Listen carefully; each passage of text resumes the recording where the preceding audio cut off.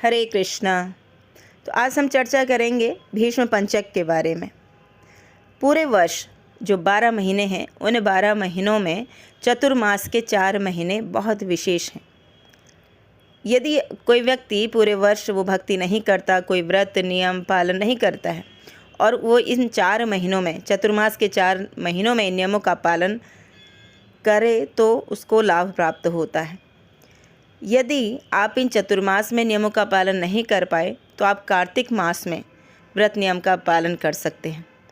यदि आप किसी कारणवश कार्तिक में भी इन नियमों का पालन नहीं कर पाए तो आप कार्तिक मास के अंतिम जो 5 दिन होते हैं, देव उत्थान एकादशी से लेकर पूर्णमासी तक, इन 5 दिनों में इन व्रत नियमों का पालन करके असीम भक्ति की कृपा प्राप्त कर सकते हैं और चतुर्मास का पूर्ण लाभ भी प्राप्त कर सकते हैं।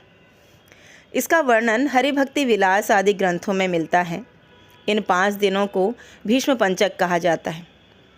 भीष्म मतलब कठोर, कठोर प्रतिज्ञा, कठोर व्रत ना। तो ये भीष्म पंचक 23 नवंबर 2023 से 27 नवंबर तक होगा।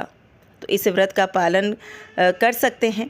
और कई लोग एकादशी को तुलसी विवाह करते हैं, मगर वैष्णव पूर्णिमा को तुलसी विवाह करते हैं, तुलसी की सेवा करते हैं। तो इस पूर्णिमा पर देवताओं की दिवाली भी होती है। तो एक बार भीष्म ने श्री कृष्ण से पूछा, आपने विदुर के घर में प्रसाद लिया, आपने हस्तिनापुर में क्यों नहीं रुके? आपको हस्तिनापुर आना चाहिए था। कृष्ण बोले, दुर्योधन के पास भाव नहीं था, मगर विदुर ऐसे हैं जिनमें भरपूर मात्रा में भाव था, प्रेम था। वही एक व्यक्ति था विदुर जिसने द्रौपदी के चीरहरण के समय गलत के प्रति आवाज़ उठाई थी। सभा में जितने भी लोग थे सब चुप थे, इसलिए मैं विदुर के घर गया। भीष्म बोले, आपको पांडव इतने प्रिय क्यों हैं? आप हर जगह उनका साथ देते हैं। तब भीष्म पितामह ने इन पंचक व्रत का पालन किया अपनी मृत्यु से 5 दिन पूर्व, इसलिए उन्हें भीष्म पंचक व्रत कहते हैं। बहुत कठोर प्रतिज्ञा भीष्म ने ली थी। इन 5 दिनों में बाणों की सरसैया पर लेटे रहे और उनके प्राण, उनको इच्छा मृत्यु का वरदान था और उन्होंने अपनी मृत्यु तब स्वीकार की जब भगवान श्री कृष्ण उनके सम्मुख थे, उनको दर्शन दिए।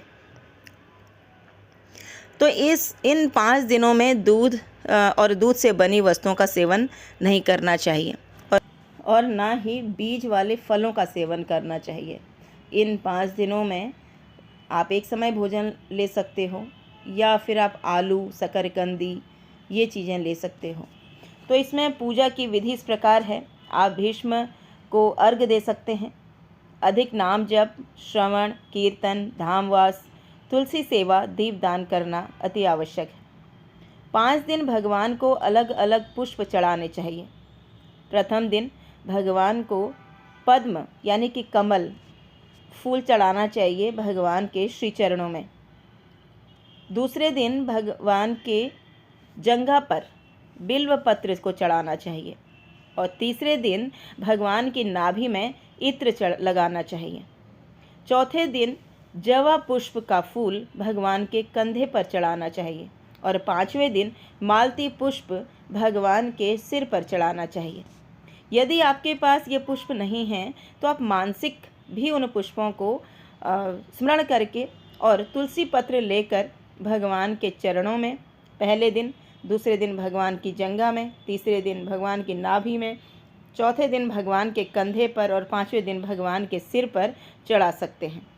तो इस प्रकार इस भीष्म पंचक व्रत का पालन करके भगवान की भक्ति करने के लिए बल प्राप्त होता है।